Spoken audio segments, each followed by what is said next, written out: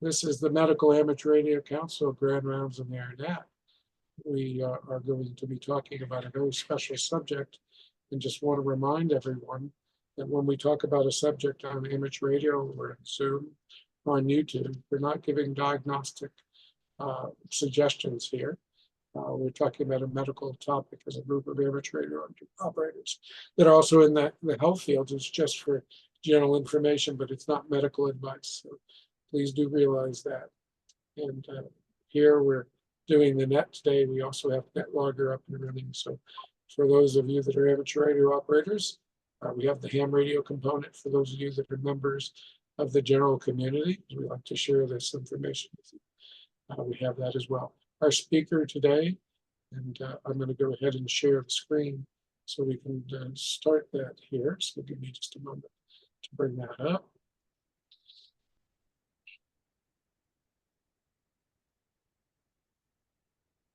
Okay, we should have that up and running right now. This is the presentation, our hams on the spectrum. This is Chip Keister, N5RTF is our speaker today. I've known Chip for quite a while. He's a past president. It's been a very friendly personal relationship that Chip has with all our members, actually. We're getting spoiled now because Chip is retired from the practice of psychiatry. And that means that he's got even more time for his friends. So much to our benefit. And Chip, I'm going to turn the presentation over to you to explain the topic. I'll let you unmute and take over in that regard. Go ahead. And fine, yeah, good. Okay. All right. If anybody can't hear me, please speak up. As Jay said, I'm a psychiatrist, retired now, but during part of my career, I worked at Mississippi State Hospital. And one of my duties while there was to take care of the patients on two separate buildings.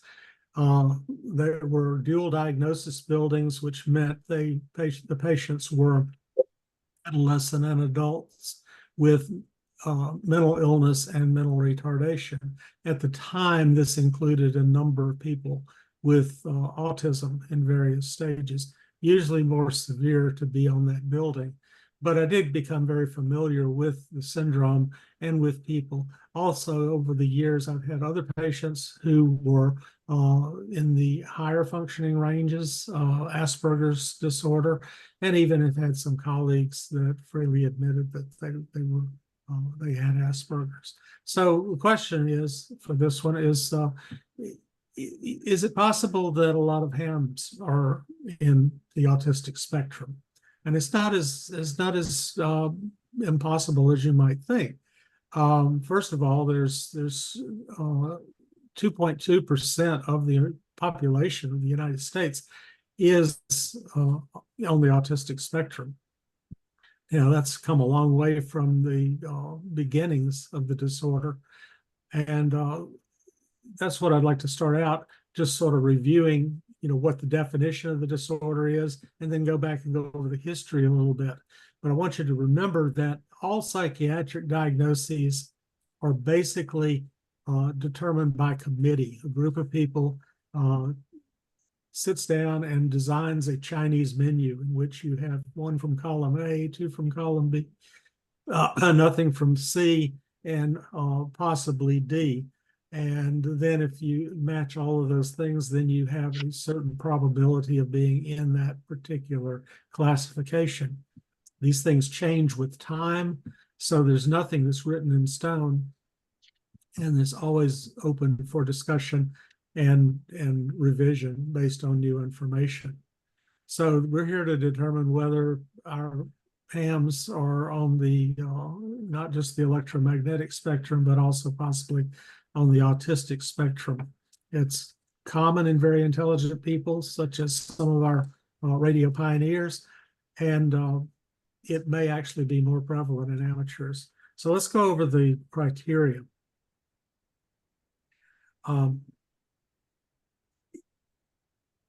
I'm not going to read the entire thing because you know, a lot of it is detailed, but I'm going to try to hit the high points. you have to have, again, column A, you've got to have persistent deficits in social communication and social interaction across multiple contexts as manifested by the following. And we're going to skip over these real quickly. Okay. Social emotional deficits, nonverbal communication deficits, deficits in developing, maintaining, and understanding relationships. Okay. Right. And then B, you've got to have restrictive, repetitive patterns of behavior, interests, or activities. And they say they want at least two of the following. But you're starting to see where we're headed with this. Next slide. Stereotyped or repetitive motor movements, use of objects or speech, flipping things, echolalia, idiosyncratic phrases. Next. Insisted on sameness, inflexible adherence to routines, ritualized patterns, nonverbal behavior, distress at small changes, difficulties with transitions, rigid thinking patterns, greeting rituals, need to take the same route or eat food every day. Does this sound like a net? Highly restricted, fixated interests that are abnormal intensity or focus. Hobbies could be included in that. Next. Okay, hyper or hyporeactivity, and I will mention this later, but it's either the person is hyper or hyposensitive to normal stimuli such as pain, temperature, sounds, textures, smells, touch, or a visual fascination with lights or movement. Okay, symptoms must be present early in life. Go ahead. They cause clinically significant impairment in social, occupational, or other important areas of current functioning. And they're not better explained by another disorder.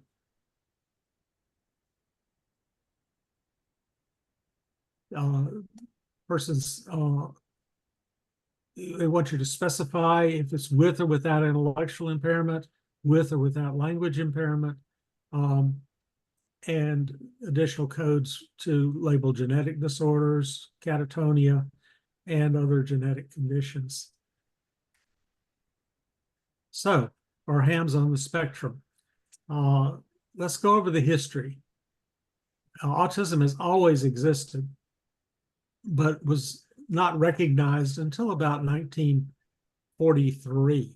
It was recognized independently in the United States by Leo Kanner and in Vienna by Hans Asperger. Kanner was the first to publish in 1943 Autistic Disturbances of Affective Contact. He described a small group of children who were either born without the ability to connect to other people or they lost it within the first 3 years. Based on his sampling, he believed that the condition was rare and ultimately hopeless, resulting in absolute institutionalization. He did not allow for autistic adolescents or adults to even exist. Now, let's go ahead and do a little ID time here. This is the Medical Amateur Radio Council Grand Rounds on the Air. AA4 FL at the mic with N5RTF also at the mic, talking a little bit about autism, the spectrum, the history of it, its relation to amateur radio. So now that we've had the ID, do we have any additional check-ins at this time? Any light check-ins? Make your call to AA4FL. Okay, no additional check-ins. Let me turn the mic back over to N5RTF. Okay, the second person who was working on this totally independently was Hans Asperger in a clinic in Vienna. He wrote a paper 4 months later than Kanner about autistic psychopathy of childhood. Most of his patients were older and higher functioning. They had language, and Asperger was more optimistic that education and a healthy environment could gradually teach them to take care of themselves and perhaps live independently at some point in their lives. Unfortunately, his work was buried in World War II He struggled to continue to take care of the kids in his care. Had to go up against the Nazi establishment.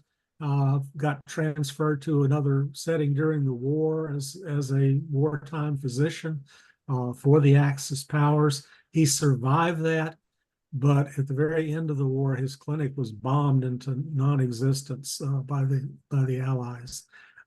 He did continue to publish several hundred papers, but none of his work was translated into English until about 1991 due to the stigma of German science at that time.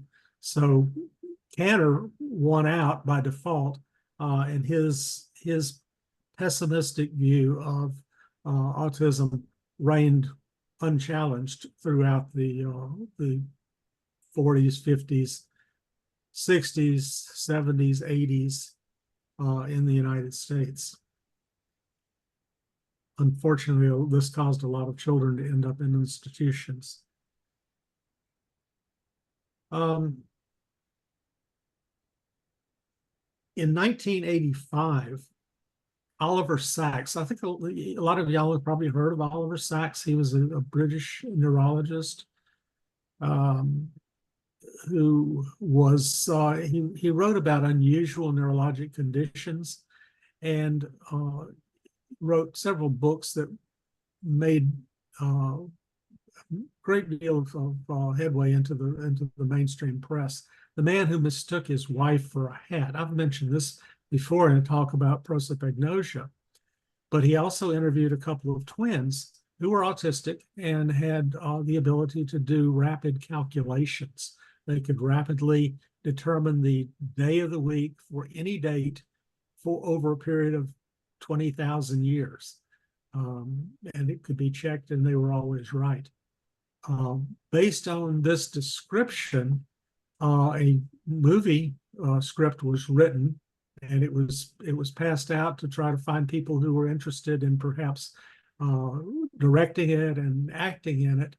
And it caught the attention of Dustin Hoffman. Originally, they were going to have him play the brother of Rain Man, but he'd read the script and he said, "No, I want to play the autistic character." And so they got Tom Cruise. And it was quite a combination.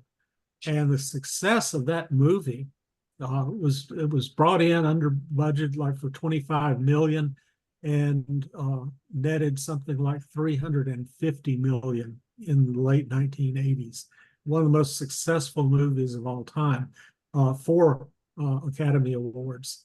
And the success and popularity of that movie worldwide increased the attention and the funds for autism research 10 times over what it had been prior to that.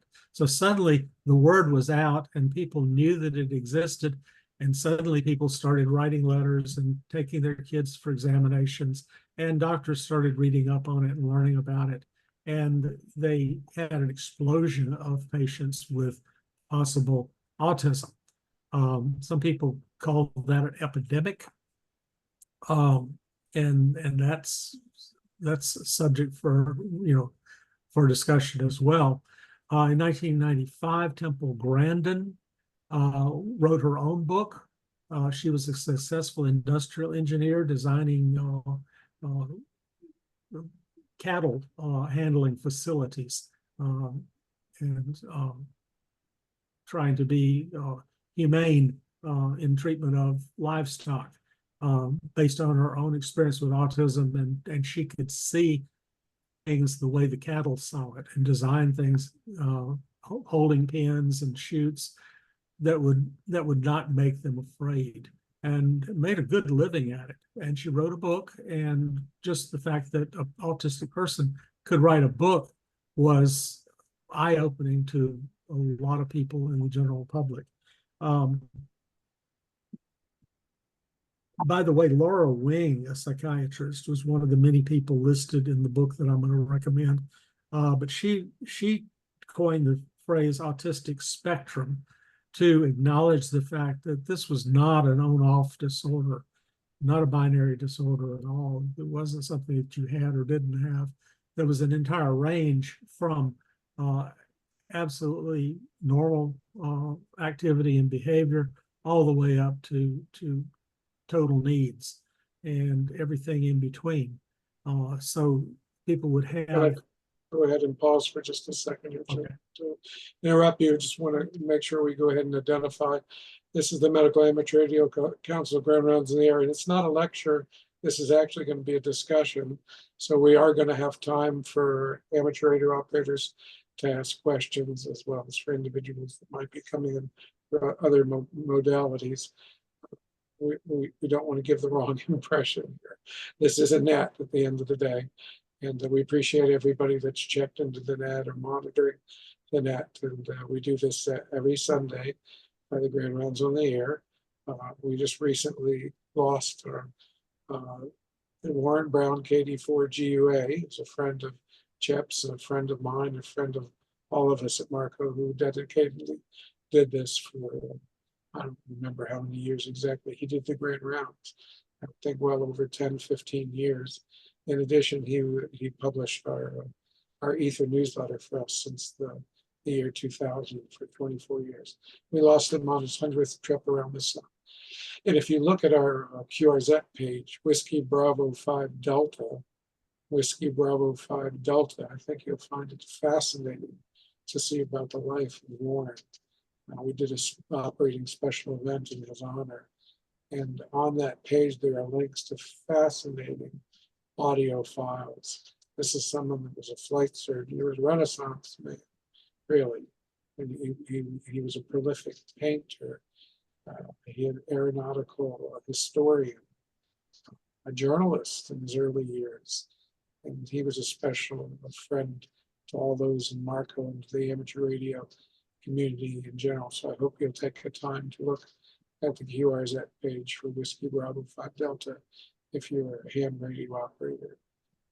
We do appreciate breaking Chip here for that announcement. I'm going to turn the mic back over to Chip N5RTF. This is AA4. Okay. Well, thank you for the coffee break.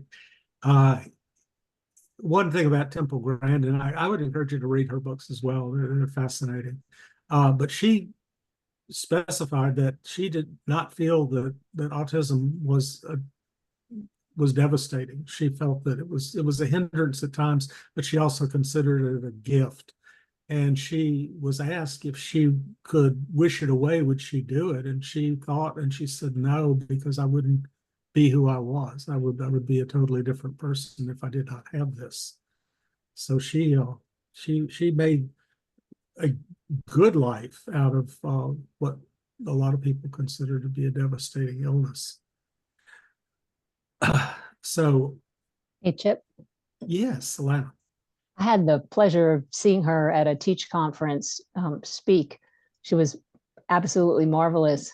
But it was so interesting the way she talked about, she really understood the cows because she had used a lot of the early comfort devices that she created for them and extended them. But she talked about learning to be an effective communicator and speaker, and what it had taken for her to be able to present to the world what autism spectrum and Asperger's was like. And it was such a ritualized, it was a perfect example of following routines and subroutines and rituals in order to take on behaviors that we do that are social and nonverbal communicative repertoire in such a conscious, almost formulaic manner. And she deliberately broke down every social behavior that she didn't have initially, that she was told that other people who were neurotypical had, and learned all the subroutines in order to do that, so that she could be effective in talking to us in our way and communicating, and then writing a book to help to explain it. But it was just such a fascinating process of how really intelligent you have to be in order to be able to break things down into tiny little steps and then learn each one and then sequence them, so that it seemed very automatic when she took on her lectures, whereas she had worked really hard for each subcomponent. It's fascinating. That's K4AAC with the microphone radio ID. Back to N5RTF. Okay, N5RTF again. Thank you, Alana. I wish that I had had a chance to meet her as well. She's still alive and still talks, still gives speeches. It's interesting that when people with autism do speak openly and freely, they describe us as absurdly emotional and complex and chaotic. That we're very difficult to get along with because our lives are just complete chaos, and they don't understand why we live this way and why we do what we do. Back to Cantor. He got the disease named after him. It was Cantor syndrome for a long time. So he directed all of the research. He gave his stamp of approval to the parents' organizations. He ruled the roost for decades in the United States, which was where most of the autistic research was happening anyway. He still maintained to his death that autism was rare and that he had only met 150 autistic individuals in his entire career. Currently, we know, like I said before, that 2.2% of Americans fit on the current autistic spectrum. That's 5.5 million people, or 1 in every 44 persons. Every one of us has met people with autism or Asperger's disorder. I've met hundreds.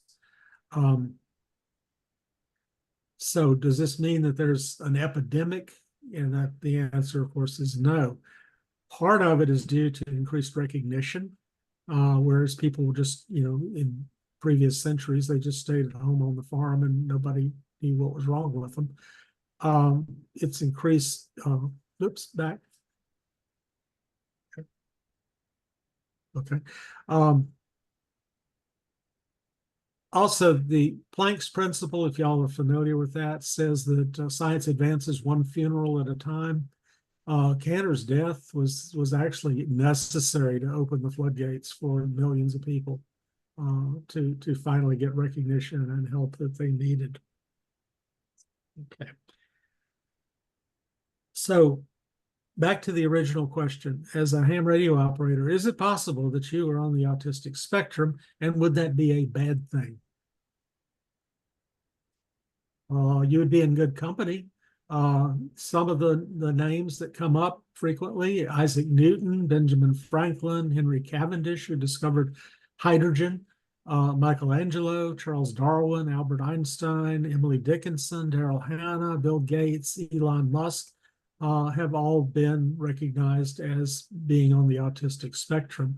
Archimedes was killed by a soldier. When Syracuse was conquered, he was ordered to come and meet the general who had demanded to see him because he was so famous. And he was involved in an experiment. And he says, "No, go away, come back later." And the soldier was so angry, he killed him. Autistic hams that we know of include people like Hugo Gernsback, Robert Eden, Lenore Jensen, who was co-founder of the Young Ladies Relay League.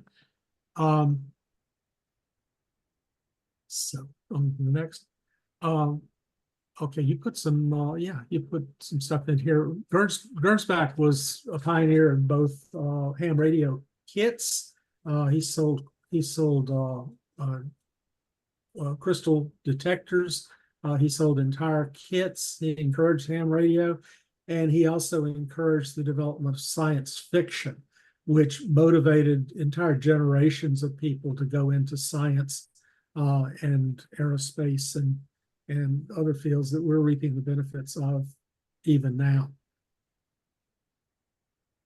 Lenore Jensen was an actress in many different shows that you've seen. Father Knows Best, Beverly Hillbillies, Donna Reed's show. And she was an active ham. She and her husband were both hams, and she was on the air frequently.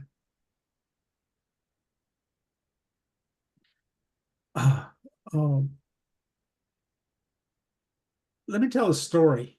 It's not on the slides, but I was at Dayton Ham Convention one time, and outside, and I noticed that a young man was walking around with a tower and an antenna, a 3-element Yagi on the top of his hat, with a red flashing light on top of it.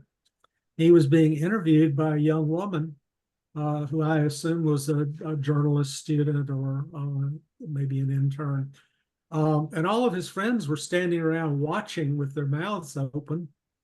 And it was not because he had a flashing tower on top of his head. There were plenty of people with flashing towers on their heads at Dayton. No, it was because he was talking to a girl, perhaps for the first time in his life. So it was an eye-opener for me as a psychiatrist to go to the Dayton Hamvention and see some of these people. Of course, there are a lot of normal people there too, and I like to think that the Marco members, because we've all had professional positions and responsibilities. We at least know how to clean ourselves and dress and conduct ourselves in public. But some people don't, and I was just in awe of some really strange characters that looked a lot like the patients that I had left behind at the state hospital when I came there. And it was amazing. And then, of course, later on, it occurred to me, wow, these are the ones that left their houses. So tell me about the ones that never leave. Go ahead and ID here for just a second. Okay. Fascinating stories, Chip, and I'll share a few of mine too. This is the Medical Amateur Radio Council Grand Rounds in the Air, AA4. I fell at the mic with N5RTF. We're having what is going to continue to be a discussion, not just a lecture. So we'll have some time for questions. A comment from AA4FL of a similar nature, because I've taken my wife to Dayton, and what she observed was everybody's so brilliant. They have pocket protectors with pens, but they haven't figured out that you don't wear a striped shirt or plaid shirt with striped pants. So, and I thought she was making an oddball comment. And when I got back and someone mentioned in QST about 2 months later the same exact comment. And this was a ham radio operator. He says, I know you guys are all brilliant, but come on now. Chip's got some more comments to make. Chip, would you like to ask for any particular questions? And would you like to ask for any late check-ins? And I'll go ahead and record them in. Go ahead. Let me do one more slide, and then yes, definitely. Okay.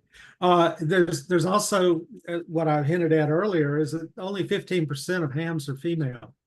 The male to female ratio of autistic disorders is 3-to-1. So you would expect to see 25% female, but people blame the lower number on lack of STEM education, social expectations, differing interests, things. But one female ham one time was being interviewed about this issue, and she said that a lot of male hams just literally don't have the skills to approach a woman politely in public. And so that drives women away, even if they might be interested in ham radio for any number of other reasons. So, okay, let's take a break. Anybody have any questions or comments? I do, but I'm going to do late check-ins here before I ask the question. This is AA4FL with the Grand Rounds and the Internet. Do we have any additional stations that would like to check in so that they're able to ask questions? Make your call to AA4FL.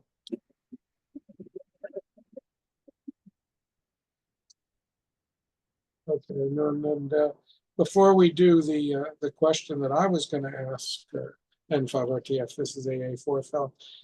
I know I'd mentioned the plaid shirt and the striped pants, but if you go to Dayton, you'll also notice, in addition to these tower hats that Chip had mentioned, that people have Ghostbuster-like packs as well. So, I mean, it's not like cosplay, and that's part of American society now.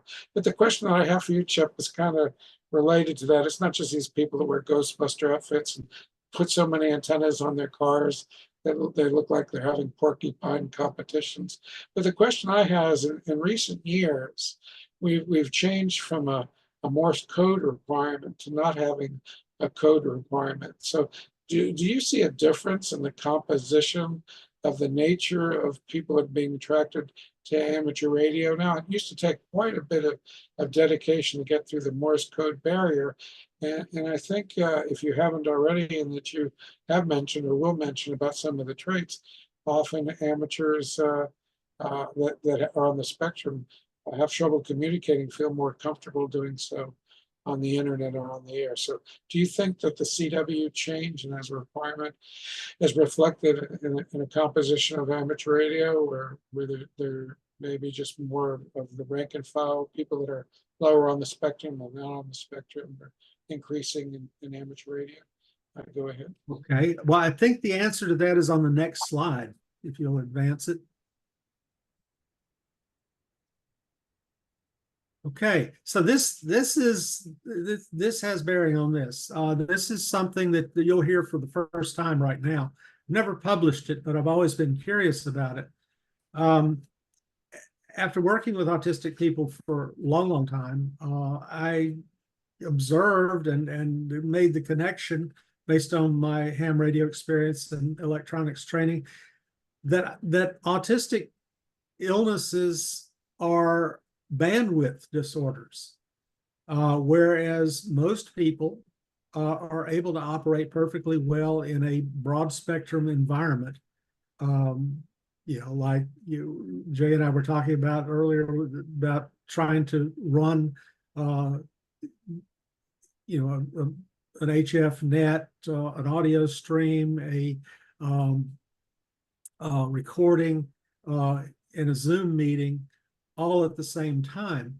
There are people, though, that are overwhelmed by that much stuff. In fact, there are people that are overwhelmed by just normal conversation with all of the verbal and nonverbal communication that's happening at the same time, plus background noise and confusion and concepts and strange idioms and double entendres and things like that. And they reach a point where they're so overwhelmed, and they just back off. They will, if you move forward, next slide. Okay. They retreat spontaneously to a level of stimulation that they can tolerate in a familiar environment where they feel safe and comfortable, and they'll retreat back to the narrowest bandwidth compatible with their own survival, which, for a lot of people is sitting alone in a dark room, listening to something beeping at them. That is Morse code. I've always wondered if you made a determined effort to teach Morse code to young people with certainly Asperger's, but even autistic disorder, whether you might open a pathway to communication that they would see as more non-threatening than actually talking to them with all of the overlays that go along with that. So it may well be that Morse code attracted a lot of autistic people to ham radio back when it was mandatory, that it was an actual filter increasing the number of these people, and that a lot of our ham culture, our Q signals and our net etiquette and things like that were designed by people who were on the autistic spectrum, and we just accepted that when we were new hams, and nobody's ever changed it. But when ham radio first came out, it would have appealed more to people on the autistic spectrum than it would have to ordinary people. Now I think our organizations are trying to be more inclusive. Getting rid of the code requirement, was done with that in mind, and the ARRL is going, if you look at the publications, all of the articles are written at a much lower level and are designed to be non-threatening to the general public and might be interested in joining maybe for emergency communications as opposed to for technical reasons. So anyway, that's my thought on this. Just sort of conceive of these as bandwidth disorders. So do you think that you might be one of this? I think that I certainly see these features in myself. Jay visited here, my new house, a couple of months ago, and we were laughing that I was putting up some of my radio equipment, had it laid out on the floor until I get a permanent location from. But he says, "I have that radio. I've got that radio. I did that. I have that code key." And it's just amazing how many of us do the same things in the same ways all the time and find comfort in it. And the question is, are you the type of person that would prefer a quiet night at home in the Radio Shack to going to a nightclub or a dinner party or a mega church or something like that? Would you rather be on the radio than at a rock concert? They're not mutually exclusive, but there are people that really do prefer low bandwidth communication and find too much stimulation uncomfortable. And that's how a person with autism or Asperger's feels all the time in any setting. So closing. Yep. I'm sure you're ready for this to end. Autism is not a new disorder. You look back through historical descriptions, there have always been nutty professors. There's always been people that just didn't fit into the normal pattern. Even the god Hephaestus or Vulcan was more interested in technology than doing the normal Greek god things, that the others did, like Venus and Apollo. So these people have always been around. They also probably gave us fire and writing and the wheel and things because other people would be too busy with their social chit chat to notice or put the things together that are necessary for these things to occur. So autism is not necessarily a disorder. The genes are very old and they're probably a very necessary part of what makes us human. Monkeys don't get autism, but we do, up to 2%. So the fact that it clusters in successful families in tech communities is not an epidemic. It's not caused by food or lack of vitamins or toxic parenting or any of the stuff that was so cruelly forced on people back in the 40s and 50s.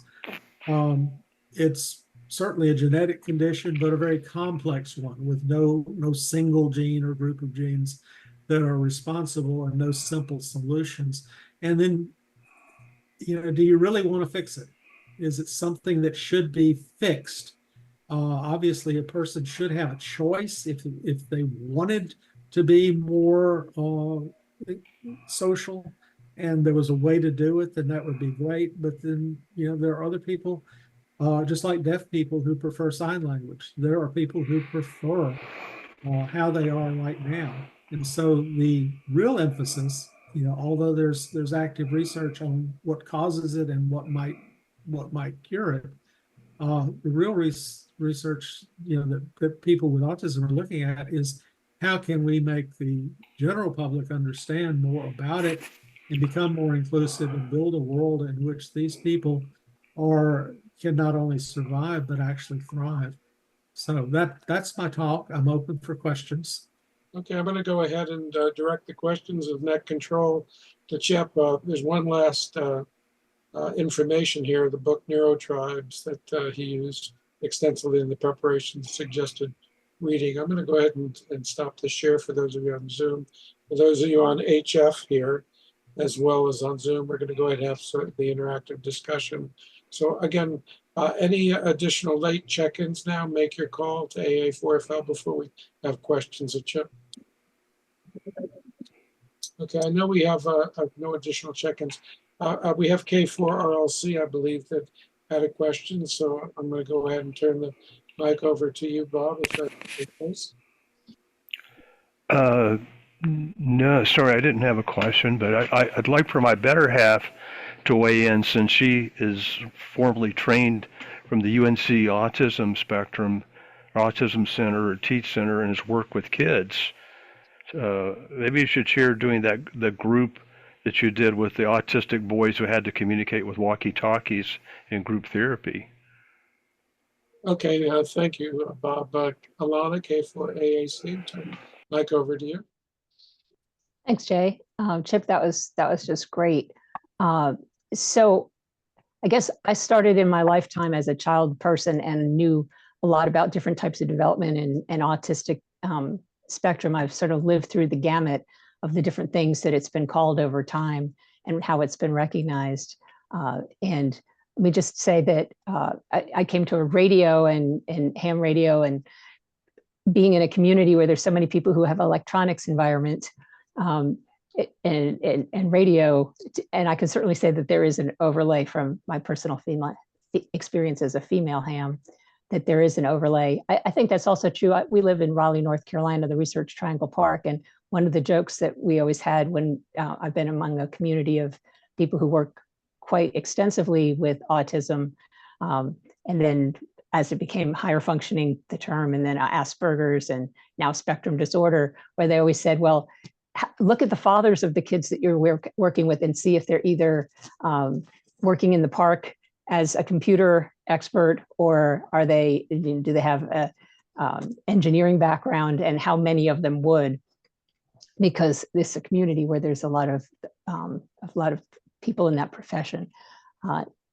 I would say that just before I say about the specific experience of doing a group of social skills kids and the ham radio sort of little component there that had a radio component, that one of the wonderful things about radio is that it allows a person who has a disorder of communication and social emotional reciprocity to be able to practice reaching out and having interpersonal contact that isn't as interpersonal. And so since you can do it one step removed by either talking in language or in code to another human being, it makes having that sort of a reaching out experience and being connected in a much more safe way, like you're saying, with the bandwidth being much more contained and without the chaos of what all of our normal interpersonal abilities create for an autistic spectrum person. And also, if you look at what is expected in a normal exchange, if you're not having a QSO where things could go in all kinds of directions, it's you tell your name, you tell your call sign, you say where you're from, you say weather is, you say you have a lot of codes. There's a lot of specific things that can be communicated that are expected. And your reply is also scripted. So it's a type of communication that is narrowed down to a very a compatible level, and it's structured and highly repetitive, and all those factors that are already going to be drawing in on what a person on the spectrum can tolerate. So anyway, I had this wonderful experience where I was doing two groups of 8 to 11-year-old autistic boys. This was when Teach was actually not recognizing the highest functioning Asperger disorder kids yet as being part of the spectrum, because there was no spectrum. So my kids were not autistic enough to get some social skills services at Teach because they were too highly functioning for the lower and the low level high functioning group at the time. So they could talk, they could communicate, their parents were brilliant, they were brilliant, but they were brilliant in a very Asperger way before the term was being used as frequently here. And so I was trying to get them to practice social reciprocity and communication. So we had to do things very physically in terms they could understand. Like you could, if you wanted to say something, you had a ball, and then you had to pass the ball to another person. you had to say something that went back to what they had said to you. And if you were only going to say something that was just totally irrelevant, then the ball didn't get passed. So the ball was back in you, and you couldn't stop until you had said something that connected with what someone else had said. They found it difficult but interesting because of some of the ways that we could make it structured. But it was interesting that I was using walkie-talkies. So I had these kids in a room and they were talking to each other on walkie-talkies, which they also had to, they liked to push the buttons. They didn't really care about talking to the other person, but in order to get to push the buttons, they had to talk and say something, and a person would have to respond. And it turned out that my best way of trying to get them to do this, since it was uncomfortable, wasn't to use the treasured closet that we had that a lot of the other neurotypical kids had for their prizes. What they wanted to do was to listen to the squawk sound on the radio. So if they could just make that horrible noise that drives me crazy, that staticky sound, that's what they wanted to do. So it was like, well, if they would communicate a certain number of times and do an interactive reciprocity exchange, they would have squawk time. And they would work for really hard to do something that was difficult and not inherently interesting to them initially, in order just to use the squelch and hear all that noise. So I thought you really have to appreciate what sounds they like, which we might not like, and what things they can't tolerate. So having any kind of electrical or technology involved really increased their participation. So it was fascinating and interesting way to build social skills. Thank you, Alana. That's K4AAC with AA4FL. The Medical Amateur Radio Council going rounds on the air, having a roundtable discussion here. Do we have any questions from the general amateur radio community through HF or N5RTF? Make your call now at this time to AA4FL. AA4FL N4TSC with a theoretical question. Go. Okay, we're going to turn it over to N4TSC coming in here now. Go ahead, Jerry, and go ahead, Chip. Yeah, I have a theoretical question. In terms of representation of autism, are Vulcans represented by Mr. Spock in Star Trek autistic? Yeah, Star Trek has explored different sides. Spock and Data, were flip sides of a coin. And in one of the movies, they met and had a conversation and commented on how Data was trying to become more human and Spock was trying to become more of a robot. But they were both similar in very, very many ways. And I just think it's good, that entertainment media, takes time to explore things like that, because a lot of the Trekkies, are autistic spectrum people.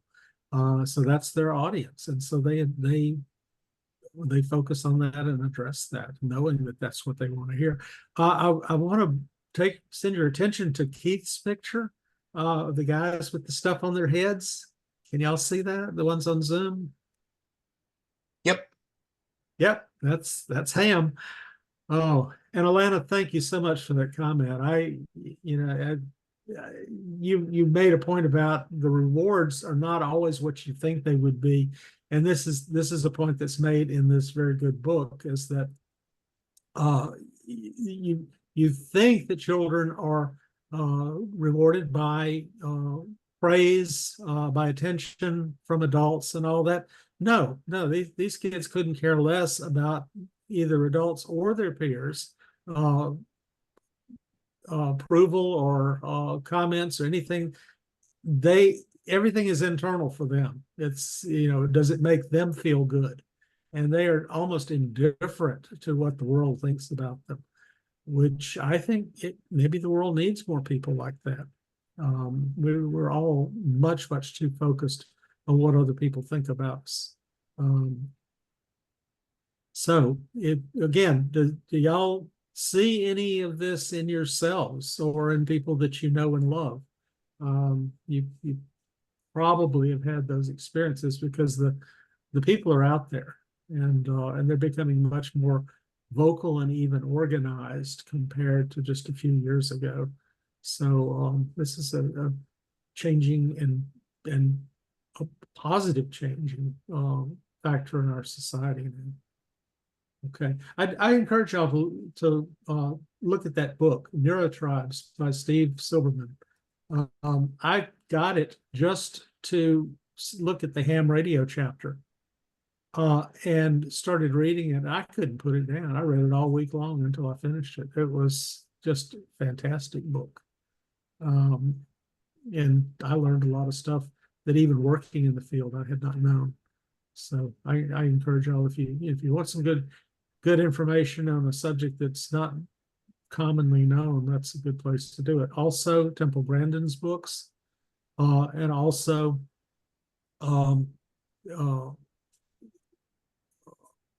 goodness. Lorna Wing. Hmm? Lorna Wing's book. I haven't read hers.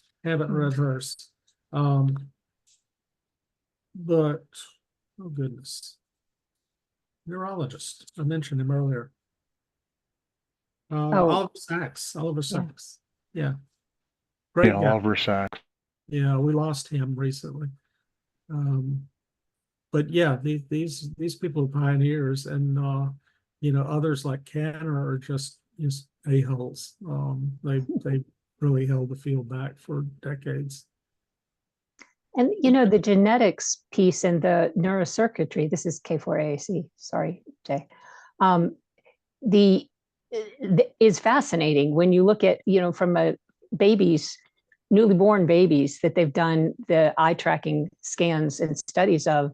They don't stare at the face of their mother while they're being breastfed or when they're newly born, and during that first 9 months, their facial tracking is not at the eyes or at the mouth of the mother like the neurotypical kids have been. It's sort of in a vacuous pattern above the head. So we are not essential in terms of what we can do in terms of a smile or that early attachment. It's different. That's why I like the old definitions always use the word qualitatively different. Even the communication when you learn to speak is qualitatively different in terms of what is the communicative intent of some of the people on the spectrum. But I would just say that there was we had the opportunity to work with a person who was not as a consultant, not personally work with him, but with a consultant to somebody who was directly working with a young child on the spectrum, latency age, who didn't have any communication and was very autistic, although bright, but he just could not communicate at all and chose not to communicate and learned Morse code. And in learning Morse code, learned how to say certain things that would also be what would be helpful for an autistic person to want to learn to communicate. But also after he did that, he learned and sent in code to his mother, "I love you." And that was the first time in her life she had ever felt like he said or did anything that shared that he had love and thankfulness for her, and how powerful that was. But it was only possible with Morse code. There was no embracing, there was no physicality, and there was no language before that for a lot of the ways for him to be reaching out. So he was very locked in. And it was an amazing, impactful thing to have code in his life as a teaching tool. That's that bandwidth, concept. Have you done that with other children? I haven't worked with anybody who hasn't had language with Morse code, but yeah, I frequently mention to parents of kids who are very bright, but have very high levels of social anxiety in communicating with people, what would be attractive to them about becoming hams and also learning Morse code. They're all very interested. Extremely interested, and a number of them have followed through to start to learn code. And it's really nice when they're young enough that they're also at that age where their brain is good at learning languages. So take a break here. Thank you, K4AAC and 5RTF. Do we have any questions off the air on HF? Go ahead and pause here for questions on HF. Okay, none coming in by HF. Thank you to both of us. And this is both of you. This is a roundtable discussion, by the way. It's not a lecture. All amateur radio operators are giving input, as you've heard the IDs of the call signs. But eventually, this recording will be made of today's net. And we'd like to make this available to the general community, not just the amateur community. We're converting it into YouTube videos that, because as you can tell from the discussion, this is all very important information that all the population would benefit from, and all amateur radio operators would benefit from, especially with familial similarities here. You might see some of these characteristics in your family. I know I learned. I can see where I have some of the traits, and I can see it in some of the family members to different degrees. So it's been eye-opening for me. Now, I can't say much about Leonard Nimoy and Spock, other than he was a high school classmate of my father. And the yearbook still said most likely to succeed. It didn't say anything about the spectrum traits. So apparently his bandwidth was pretty good when he was in high school, Boston English High School with my father. But we do appreciate the conversation today. We're already past the time of our net, and we appreciate all the amateur radio operators that have left the frequency open for our net, which meets every week. And this time of the year, it's 1500 UTC or 11 Eastern. Let me pause one for any additional questions or comments before we bring the net to a close. Please go ahead.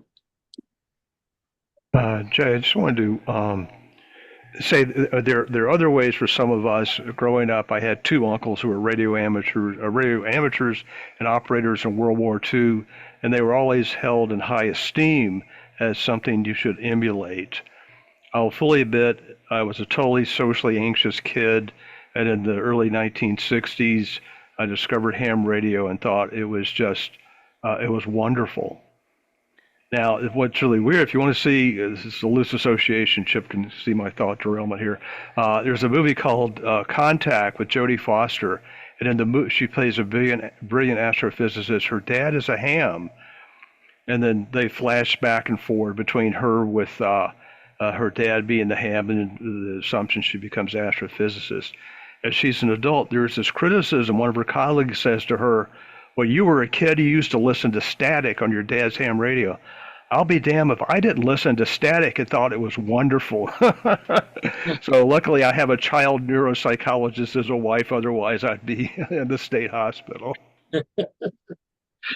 Okay, thank you. That was K4 RLC at the microphone. Thank you for your comments here. Very well taken. Any additional comments? Make your call to AA4FL.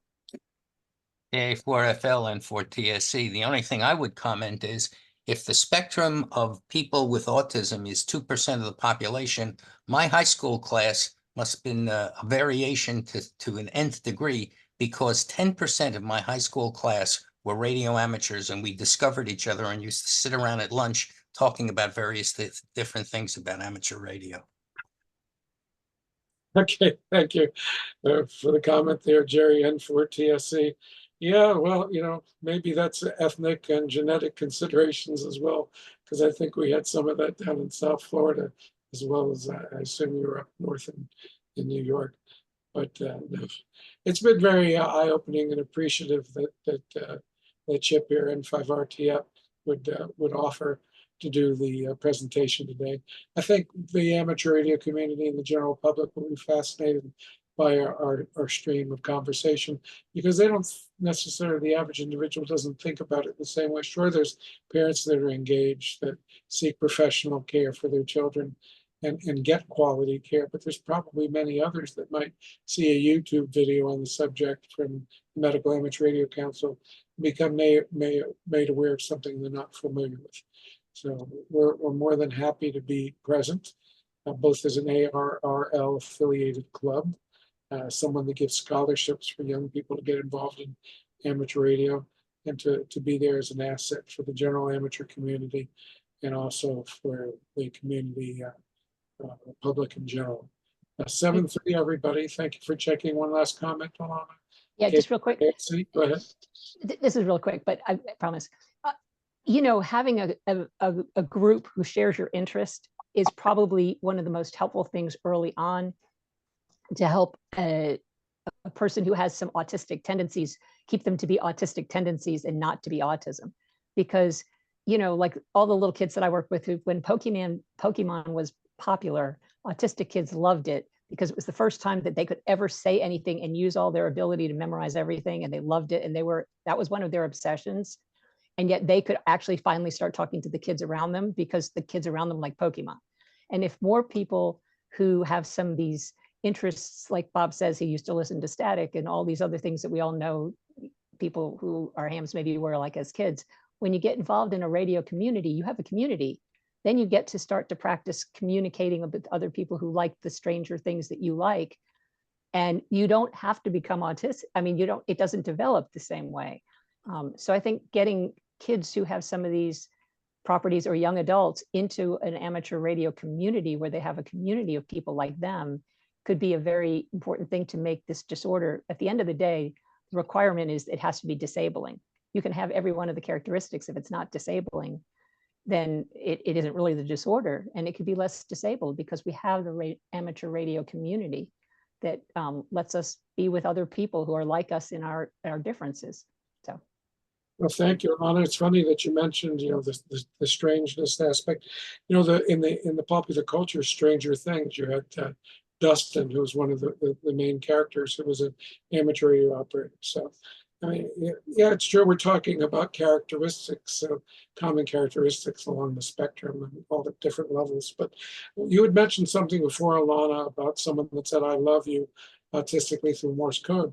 But recently on the news, on the national news, I don't remember which network it was, but they showed a parent that had given their autistic child a cell phone and to just use as a camera. And they were walking around doing a video recording, vocalizing in ways that they never vocalized. And during that, they said how much they love their mother, and she never heard that before, as well as all the other conversations that went on. So it's not just amateur radio that opens up communication in that regard. So thank you for everybody who was here with us today. And thank you for all those that contributed to the discussion on the year discussion, all the ham radio operators that are involved today. As you can tell, the Medical Amateur Radio Council is a vibrant group of individuals that all have common interests. It doesn't mean we're all at the spectrum, but we have common interests and friendships and bonds. And we do get together socially, in person, as well as on the radio and on Zoom, etc. And that's big meetings, ham radio meetings called Ham Fest for those of you in the general community. And we certainly have some very large ones in this country, including out on the West Coast and Orlando, in Dayton, Ohio, Hamvention, Hamcation in Orlando. So 7-3 to all. I'm going to bring the net to a close until next week. This is AA4FL for the Medical Amateur Radio Council, thanking all amateurs, allowing us the use of the frequency for our net and turning the frequency back over to the general amateur. Hey guys, I'm going to bring the Zoom session to a close. To the general community that's listening, thank you very much for being here with us today. And we hope that you find this recording to be useful.